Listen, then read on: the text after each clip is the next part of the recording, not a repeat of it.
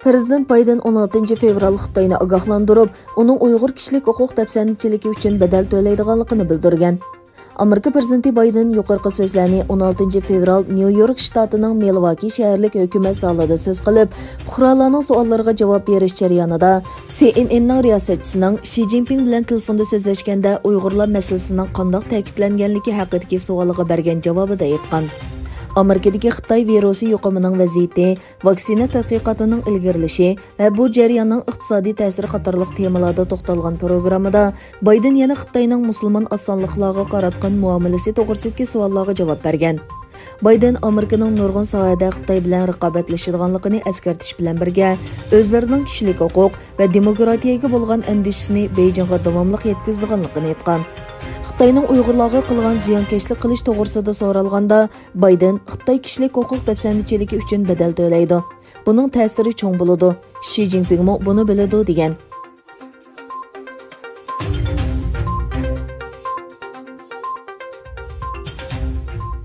Turkiyadan boshlangan Sharqi Turkistonda yig'ilish lagerlariga qamalganlarning izdirkini qilish faoliyati dunyo miqyosida kengaymoqda. Qozog'iston, Amerika va Avstraliya qatorliq davlatlardan keyin Germaniyaning Myunxen shahridagi Xitoy konsulxonasi oldida oilamlarda faoliyat o'tkazildi. Xitoyning sistemalik assimilyatsiya va irqiy qirg'inchilik siyosatining markazida yer olgan yig'ilish lagerlariga qamalgan Uyg'urlarning izdirkini qilish faoliyati bir oydan ko'proq vaqtdan buyon Turkiyada davomlashmoqda. Germaniyadagi Uyg'urlar 16 fevral Myunxen shahridagi Xitoy konsulxonasi oldida Xitoyga qarshi faoliyat boshladi.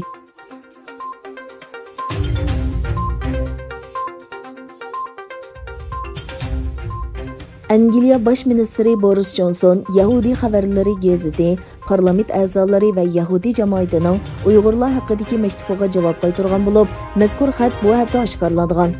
Bu maktubda Angliya hukumatining Xitoyning Uyg'urlarga qarshi sistemalik ziyonkashlikni oldingi o'ringa qo'yadiganligini aytgan. O'tgan yilning oxirida Angliya parlament a'zosi Nusrat G'ani Yahudi xabarlari gazeti va Rinkasi nomli Yahudi jamiyati bosh ministri Johnsonga birlashma maktub avatgan bo'lib, bu maktub Angliya Yahudiylar kengashi qatorliq tashkilotlarning va 50 dan ortiq parlament a'zosining qo'llashiga erishgan. Boris Johnson javob xatida o'zining Sharqi Turkistondagi kishini andishiga soladigan vaziyat haqidagi andishlarini o'rtoqlashadiganligini va Angliyaning Xitoyni javobgarlikka tortishda boshlamchilik rol o'ynaydiganligini o'tirg'a qo'ygan. Bu maktub dal Angliya hukumati savdo qonuniga tuzatish kirgizish loyihasini rad qilgan haftada oshkorlangan. Mazkur qonun loyihasida Angliya sud mahkamalariga bir davlatning irqiy qirg'inchilik sodir qilmaganligiga doir delillarni qabul qilish va hukm chiqarish huquqi berish tashabbus qilingan. Agar Angliya sud mahkamalari bir davlatni irqiy qirg'inchilik qilgan deb hukm chiqarsa, Angliyaning bu davlat bilan savdo kelishimi tuzishi cheklanadi.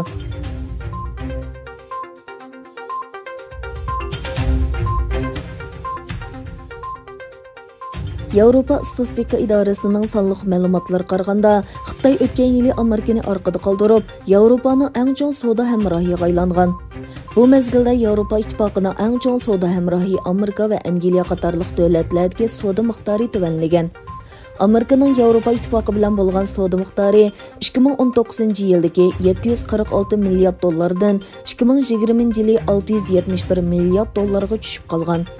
Yevropa ittifoqi istatistika idorasining sonliq ma'lumotlariga asoslanganda, Yevropa ittifoqining Xitoydan import miqdori oldingi yilga solishtirganda 5.6% oshgan bo'lib, eksportimi 2.2% oshgan. Savdo miqdori 696 milliard dollarga yetgan. Davolash uskunlari va elektronlik uskunlarga bo'lgan kuchli ehtiyoj Xitoyning Yevropaga eksportini oshirishda turtkilik rol o'ynagan.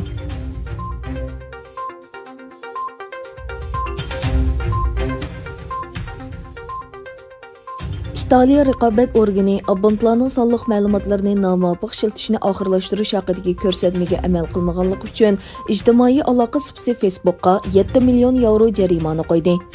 İtaliya raqobat organi e'lon qilgan bayonotida 2018-yil noyabrda Facebook'ning abonentlar savdo subsida tizimlatganda ta'minlagan uchurlarni to'plash va ishiltish haqidagi xatoliklarni tuzatish uchun ko'rsatma berilganligi, lekin shirkatning bunga amal qilmaganligi o'tirg'a qo'yilgan.